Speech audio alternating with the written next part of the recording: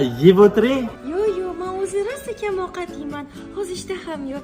Choy ichasizmi? Zebo, kelin bo'lganingdan bir oshxonada o'tiribsan, bizda boshqa xonalar ham bor, chiqib tur.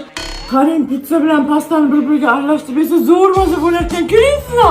Ikkinchi, har kuni quyosh chiqmasdan oldin ko'cha hovlilarni supuraman. Aytdimmi sizga quyosh chiqmasdan oldin supurib qo'yaman deb. Da, faqat shu soat 12:30 bo'ldi-da. Zato quyosh chiqmaganmi, bo'ldi-da. Mayli, mashinani olsam. Voy, nima qilganingiz bu?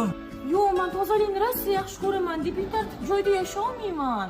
Zebo, kalishini ikkinchi poyda uy ichida ozoda saqlar ekansan, a? Da, kim bo'ling, soat oldin yuragimni bo'g'ilganman. O'zingiz nima ish qilasiz? Biza sovun ishlab chiqaramiz.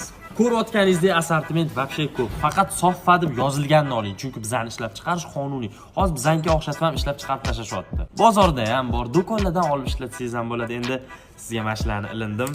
Voy, menga rahmat. Bitta narsani aytib qo'yay, bizani uyga juda ko'p mehmon keladi-da. Voy, kakras, rosa yaxshi ko'raman mehmon kutishni. Zebo, mehmonlar qani? Yog'in chiqdi deb aldam mehmonlar hammasi qayda bordim?